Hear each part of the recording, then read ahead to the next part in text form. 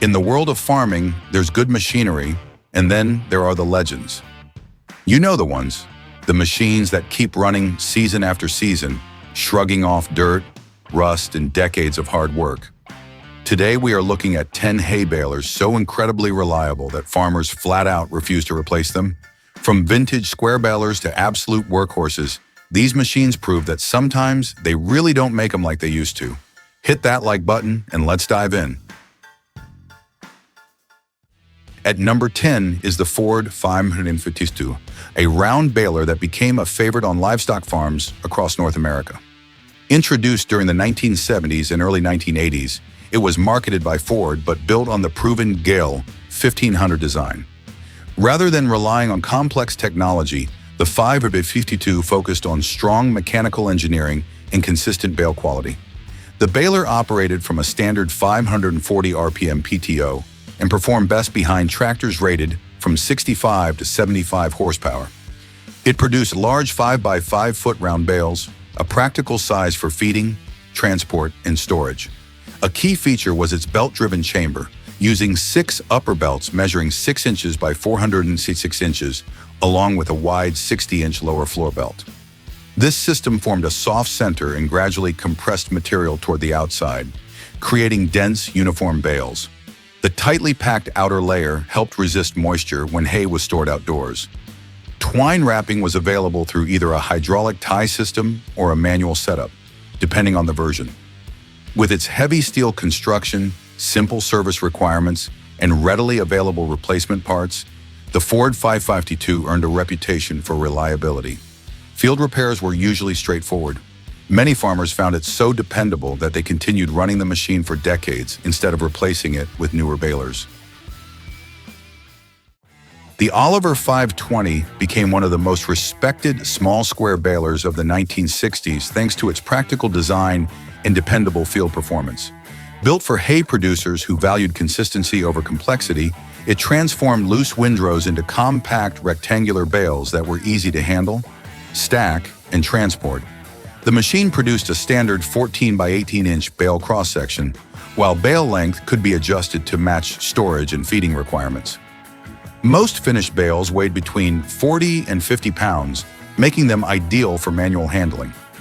Powered by a 540 RPM PTO, the Oliver 520 required only a modest tractor, allowing smaller operations to achieve efficient hay production without investing in high horsepower equipment. One of its most notable technical features was the Roto-Flow feeding system. Instead of using a traditional cross auger, the baler employed a rotary feeding mechanism that delivered crop material smoothly into the bale chamber. This design improved crop flow and helped maintain uniform bale density.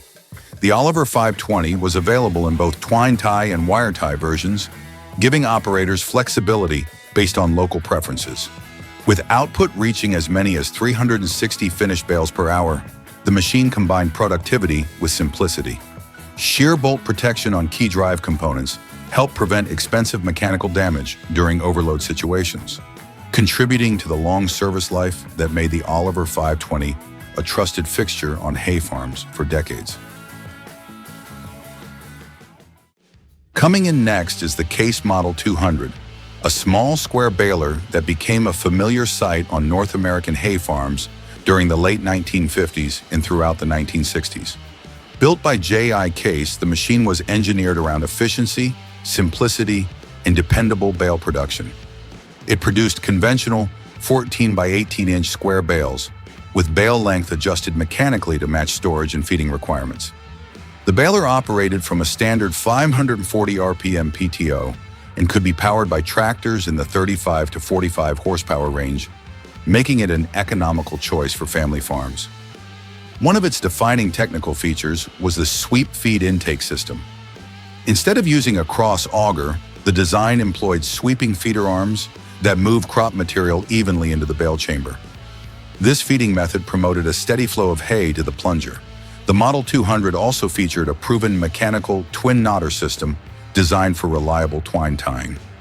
Safety was enhanced through a plunger stop mechanism and a shear pin protection system at the flywheel, helping shield major drivetrain components from overload damage. Combined with its open mechanical layout, straightforward maintenance, and durable steel construction, the Case Model 200 earned a reputation as a hard-working baler, capable of delivering consistent performance season after season. Next is the Hesston Model 4800, introduced in 1978 as the first commercially successful big square baler, redefining large-scale hay handling. Unlike small square systems, it produces massive 4BR4FT, 1.2 meter x 1.2 meter bales up to 8 FT long, each weighing close to 1 ton under proper compression. Designed around a straight centerline crop flow, material moves directly from pickup to pre-compression chamber and into the main plunger, reducing loss and improving density consistency. Powered by a 1,000 RPM PTO, the 4800 demands tractors of 150 horsepower or more due to its heavy flywheel load and continuous compression cycle. Its 6-string double knotter system locks heavy bales securely, preventing expansion during transport. The machine itself weighs around 7.8 tons, built on a reinforced steel frame designed for continuous field operation. Output capacity can reach roughly 20 tons of hay per hour under ideal windrow conditions, earning it the nickname Hay Factory. Hydraulic density control allows operators to adjust bale firmness on the go, optimizing storage for silage or dry hay. Despite its size, maintenance was kept mechanical and serviceable in the field, with replaceable wear components and accessible drive chains. Early adoption was driven by custom operators who could replace multiple small balers in one pass.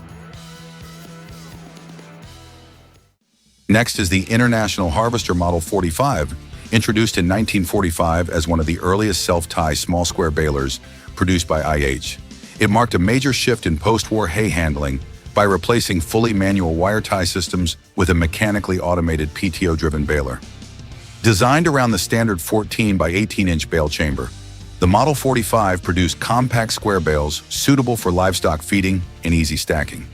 It operated either through a tractor PTO system or an optional auxiliary gasoline engine mounted directly on the frame, allowing use even with low-power tractors or stationary setups.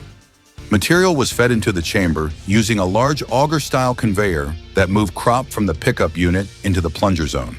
The baler used an early IH twine knotter system to secure each bale, driven entirely by mechanical cams and gears.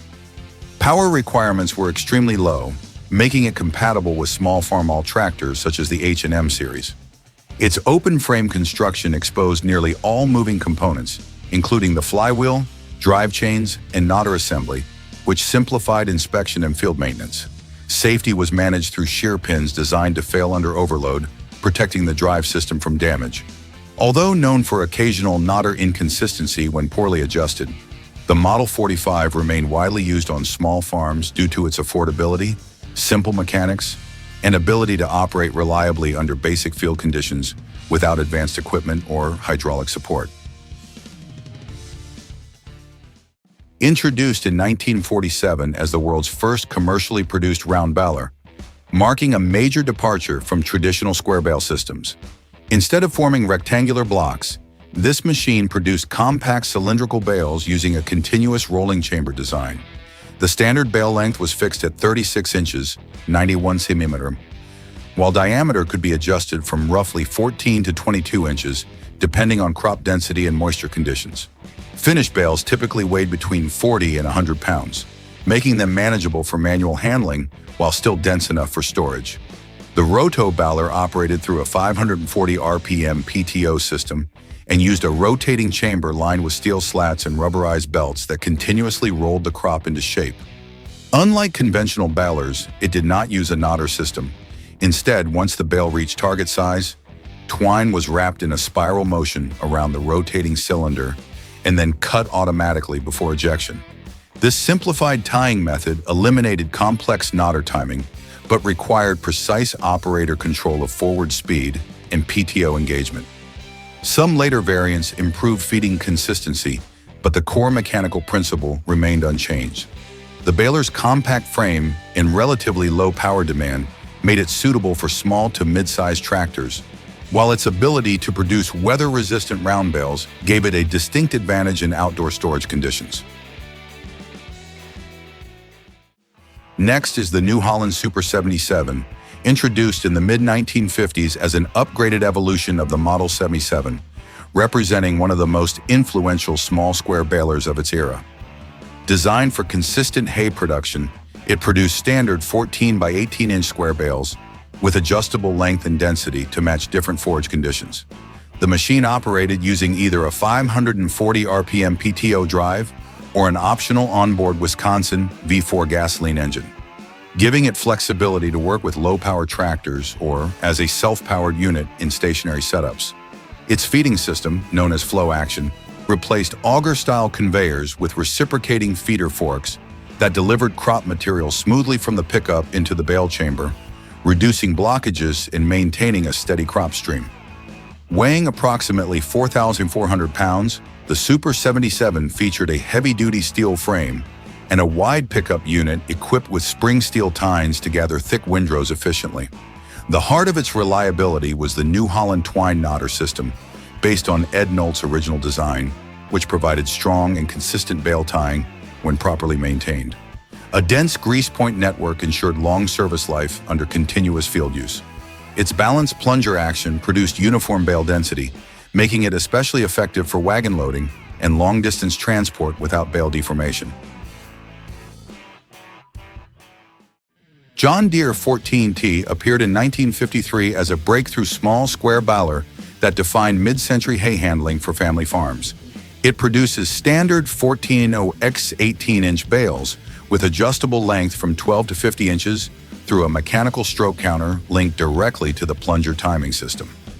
In typical field conditions, it delivers around 180 to 240 bales per hour, depending on windrow size and tractor speed. The pickup system uses a 53-inch spring tooth reel that lifts crop material into a 16-inch auger, which stabilizes and guides the flow into the compression chamber. Power is supplied through a 540 RPM PTO shaft, requiring only 25 to 35 horsepower, making it suitable for small tractors widely used in the 1950s. Inside the chamber, a heavy flywheel smooths the reciprocating plunger motion, maintaining consistent bale density across varying crop loads. The twine tying mechanism uses a dual knotter system mounted above the chamber for easy inspection during operation. Mechanical shear bolts protect both driveline and knotter assembly by braking under overload instead of damaging internal gears.